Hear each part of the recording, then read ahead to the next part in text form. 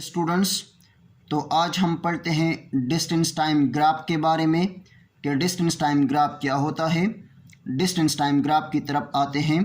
पहले हम distance time graph के डिफिनीशन के बारे में पढ़ते हैं, फिर हम इसकी एक्सप्लेनेशन के बारे में पढ़ते हैं, फिर हम इसकी स्लोप की तरफ आते हैं और फिर इस पर हम एक एग्जाम्पल करते हैं। डिस्टेंस टाइम ग्राफ के डिफिनीशन की तरफ आते हैं। इसकी डिफिनीशन ये है कि the graph drawn between distance and time is called distance time graph. वो ग्राफ जो कि हम ड्रा करते हैं डिस्टेंस और टाइम के दरमियान, तो डिस्टेंस और टाइम के दरमियान जो ग्राफ हम ड्रा करते हैं उसको हम कहते हैं distance time graph. The graph drawn between distance and time is called distance time graph, यानी वो ग्राफ जो हम डिस्टेंस और टाइम के दरमियान ड्रा करते हैं इस किस्म के ग्राफ को कहते हैं distance time graph. Distance time graph की एक्सप्लेनेशन की तरफ आते हैं। The graph drawn between distance and time is called distance time graph. वो ग्राफ जिसको हम ड्रा करते हैं डिस्टेंस और टाइम के दरमियान इस किस्म के ग्राफ को कहते हैं distance time graph. In this graph, distance is taken at y-axis and time is taken at x-axis. Distance time graph में हम distance को लेते हैं y-axis पर और time को लेते हैं हम x-axis पर। time को हम x-axis पर लेते हैं, ये जो है ये जहन में याद रखना चाहिए कि इंडिपेंडेंट वेरिएबल को हम ड्रा करते हैं एक्स एक्सिस पर और डिपेंडेंट वेरिएबल को हम ड्रा करते हैं वाई एक्सिस पर। यहाँ पर डिस्टेंस जो है ये एक वेरिएबल है, तो इसको हम ड्रा करते हैं वाई एक्सिस पर। डिस्टेंस जो है ये एक डिपेंडेंट वेरिएबल है, इसको हम ड्रा करते हैं वाई एक्सिस पर। और टाइम जो है ये एक इंडिपेंडेंट वेरिएबल है, इसलिए हम इसको ड्रा करते हैं एक्स एक्सिस पर। अब हम आते हैं स्लोप की तरफ।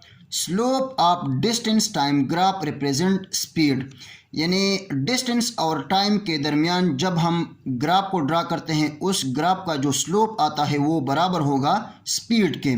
So the slope of distance time graph represent speed.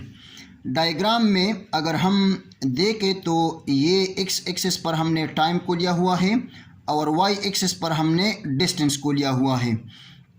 Example में हम लेते हैं कि if a body is moving and cover 2 metre distance in 2 seconds, यानी बॉडी जो है ये मूव करती है इस XY प्लेन में।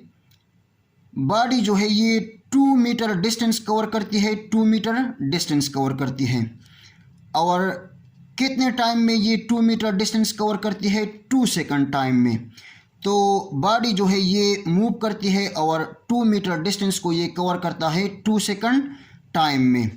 तो the speed of a body is given as, तो हम स्पीड को इस तरह मालूम करते हैं इस ग्राफ से कि speed is equal to final distance minus initial distance divided by final time minus initial time. यहाँ पर हमारे पास फाइनल डिस्टेंस जो है ये 2 मीटर है, इनिशियल डिस्टेंस जो है ये हमारे पास 0 मीटर है। इसी तरह फाइनल टाइम जो है ये 2 सेकंड है और इनिशियल टाइम जो है ये हमारे पास 0 सेकंड है। सो 2 माइनस 0 डिवाइडेड बाई 2 माइनस 0। इसी तरह 2 से अगर 0 को सब्ट्रैक्ट किया जाए तो 2 आ जाएगा, और डिवीजन में हम अगर फाइनल टाइम से इनिशियल टाइम को सब्ट्रैक्ट कर दे तो हमारे पास 2 आ जाएगा। So v is equal to 2 divided by 2। अब अगर इस 2 को 2 पर डिवाइड किया जाए तो हमारे पास आ जाता है 1। So speed is equal to 1 metre per second. Speed हमारे पास आ जाएगा 1 मीटर पर सेकंड। तो हम कहते हैं कि इस डिस्टेंस टाइम ग्राफ का जो स्लोप आया ये स्पीड है, और इस ग्राफ में बॉडी जो है ये एक्चुअली 1 मीटर पर सेकंड की स्पीड से चल रही है। तो ये था हमारे पास स्पीड का एग्जाम्पल के कैसे डिस्टेंस और टाइम का ग्राफ हमें स्लोप जो है ये स्पीड देता है।